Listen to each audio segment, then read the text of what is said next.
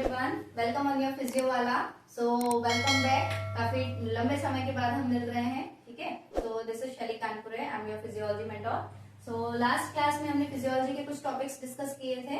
Then आज फिर से हम फिजियोलॉजी का ही एक टॉपिक लेने वाले हैं। आज हम थोड़ा सा मसल्स के बारे में डिस्कस करने वाले हैं, red muscles and pale muscle, ठीक है, जो कि आपका यूनिवर्सिटी एग्जाम में 2 मार्क्स का क्वेश्चन बनता है, ठीक है। तो इसे अगर डेफिनेशन फॉर्म में पूछ लेते हैं तो आप डेफिनेशन के फॉर्म में भी लिख सकते हैं, अदरवाइज डिफरेंस तो हम देख ही रहे हैं, ठीक है।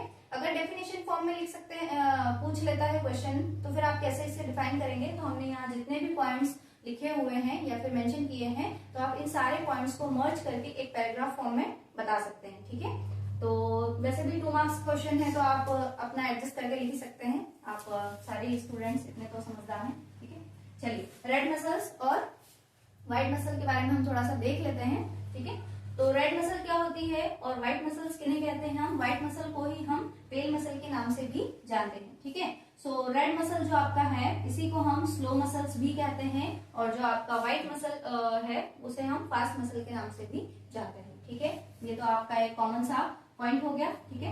अब जो आपका रेड मसल है, इसके अंदर जो टाइप 1 के फाइबर्स होते हैं, इनकी क्वांटिटी बहुत ज्यादा होती है, ठीक है। यहाँ पर हमने देख रखा है, मेंशन कर रखा है, ठीक है। तो जो आपके रेड मसल्स होते हैं, इसके अंदर टाइप 1 फाइबर्स की क्वांटिटी कैसी होती है, बहुत ज्यादा होती है। इसी के कंपैरिजन में अगर हम पेल मसल देखते हैं, तो पेल मसल में क्या होता है, जो आपके टाइप 2 फाइबर्स होते हैं, ठीक है। यहाँ पर हमने टाइप 1 फाइबर्स की बात की थी, यहाँ पर हम टाइप 2 फाइबर्स की बात कर रहे हैं। तो जो पेल मसल आपकी होती है, इसके अंदर टाइप 2 फाइबर्स की क्वांटिटी कैसी होती है, बहुत ज्यादा होती है, राइट।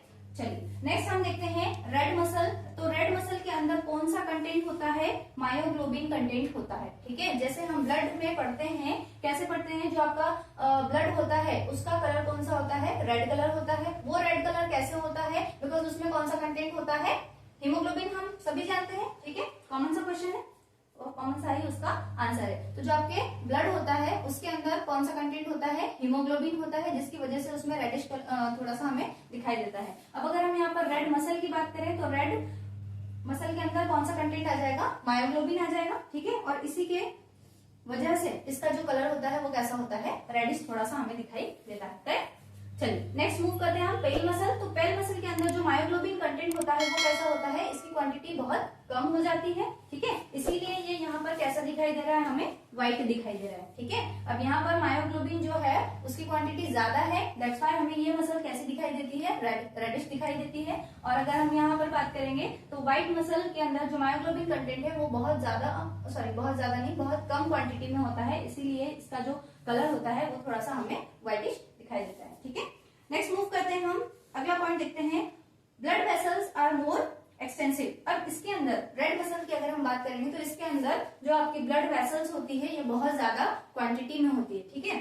अब अगर जो आपकी वेसल्स है ये बहुत ज्यादा क्वांटिटी में है, दैट मीन्स जो आपका ब्लड है वो भी बहुत ज्यादा क्वांटिटी में होगा, ठीक है। अब अगर वेसल्स ज्यादा है तो ब्लड भी ज्यादा है, और ब्लड ज्यादा है तो आपका अगर ब्लड ज्यादा है मसल्स के अंदर, तो हमें मसल्स कैसी दिखाई देगी, बहुत ज्यादा रेड कलर की दिखाई देगी, राइट। अब यहाँ पर अगर हम देखते हैं पेल मसल में, तो पेल मसल में जो आपकी ब्लड वेसल्स होती हैं, इनका जो क्वांटिटी होती है वो कैसी हो जाती है, इसके कंपैरिजन में थोड़ी सी कम हो जाती है, ठीक है। अब अगर क्वांटिटी कम है तो वेसल्स कम है, तो ब्लड भी कैसा फ्लो होगा, कम क्वांटिटी में फ्लो होगा। और अगर कम क्वांटिटी में फ्लो हो रहा है, इसका मतलब रेडिश थोड़ा सा जो आपका रेड कलर है वो थोड़ा सा हमें कम दिखाई देगा। और अगर रेड कलर कम होगा तो फिर हमें जो मसल्स है वो कैसे दिखाई देने लगेगी, थोड़ी सी व्हाइटिश दिखाई देने लगेगी, राइट।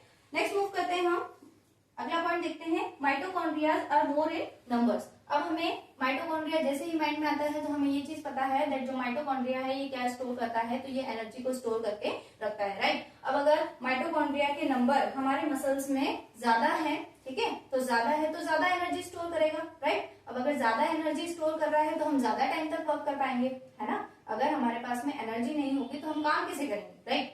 तो माइटोकॉन्ड्रिया के अंदर रेड मसल के अंदर जो माइटोकॉन्ड्रिया है, इनके क्वांटिटी जो होती है वो बहुत ज्यादा होती है, इसीलिए इसके अंदर ज्यादा एनर्जी होती है, और ज्यादा एनर्जी होती है इसीलिए हम ज्यादा टाइम तक वर्क कर पाते हैं, राइट। अब अगर इसी के कंपैरिजन में हम देखें पेल मसल, तो पेल मसल के अंदर जो माइटोकॉन्ड्रिया आपके होते हैं, इनके जो नंबर्स होते हैं वो कैसे होते हैं बेटे, कम होते हैं। ठीक है, अब अगर माइटोकॉन्ड्रिया की संख्या जो है या उनका जो नंबर है वो कम होगा तो एनर्जी भी कम स्टोर होगी, और एनर्जी भी अगर कम स्टोर हो रही है तो फिर हम ज्यादा टाइम तक वर्क नहीं कर पाएंगे। ठीक है, चलिए इतना तो आपको मैंने समझा दिया। अब नेक्स्ट मूव करते हैं हम अगले साइड की तरफ रुक करते हैं। ठीक है, सो नेक्स्ट पॉइंट आ जाता है आपका cytoplasmic reticulum is less extensive. ठीक है, जो आपको साइटोप्लाज्मिक रेटिकुलम होता है इसकी क्वांटिटी या नंबर्स कैसा होता है, कम होता है। Cytoplasmic reticulum is more extensive, इसी का जस्ट अपोजिट आ जाएगा। यहाँ पर साइटोप्लाज्मिक रेटिकुलम जो आपका है उसका नंबर कैसा है, कम है, और यहाँ पर अगर हम बात करेंगे तो यहाँ पर कैसा हो जाएगा, ज्यादा हो जाएगा। ठीक है,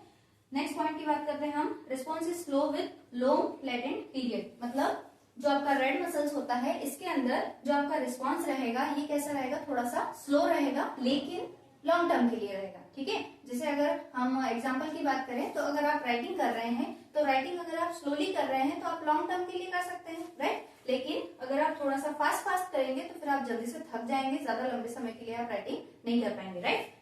तो ऐसे कैसे हम देख सकते हैं दैट जो रेड मसल्स होता है इसका रिस्पांस कैसा होता है, स्लो होता है, लेकिन लॉन्ग टर्म के लिए होता है। और अगर हम पेल मसल की बात करेंगे तो पेल मसल के अंदर जो आपका रिस्पांस होता है ये थोड़ा सा रैपिड होता है, फास्ट होता है। लेकिन अगर हम कोई काम करते हैं अगर बहुत ज्यादा फास्ट फास्ट करेंगे तो हम बहुत जल्दी थक जाएंगे, राइट। तो यहाँ पर भी वही बात है, जो आपके पेल मसल होते हैं इसके अंदर जो आपका रिस्पांस होता है वो रैपिड तो होता है लेकिन शॉर्ट टर्म के लिए होता है। ठीक है, ज्यादा लंबे समय के लिए नहीं होता है। ठीक है, नेक्स्ट बात करते हैं हम रेड मसल के अंदर, तो आपका जो कॉन्ट्रेक्शन होता है ये लेस पावरफुल होता है, और अगर यहाँ पर हम कॉन्ट्रेक्शन की बात करेंगे तो ये मोर पावरफुल होता है। ठीक है, आता है आपका फटीग अकर्स स्लोली, जो आपका फटीग है वो कैसा होगा, स्लोली।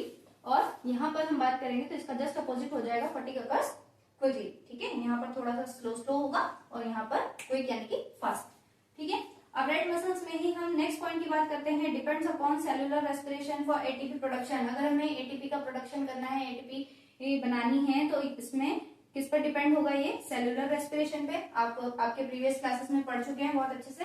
ठीक है, ऐसे ही हम पेल मसल की अगर बात करेंगे तो depends upon glycolysis for ATP production. यहाँ पर अगर हमें एटीपी प्रोडक्शन चाहिए तो हमें किसकी हेल्प लगेगी, सेलुलर रेस्पिरेशन की। और अगर हमें यहाँ पर एटीपी प्रोडक्शन की बात करेंगे तो यहाँ हम किसकी हेल्प लेंगे, ग्लाइकोलिसिस की। ठीक है, ग्लाइकोलिसिस क्या होता है ये भी आप आपके प्रीवियस क्लासेस में बहुत अच्छे से पढ़ चुके हैं, मुझे रिपीट करने की जरूरत नहीं है। Okay, thank you so much guys, मिलते हैं हम नेक्स्ट क्लास में। ठीक है, बाय बाय।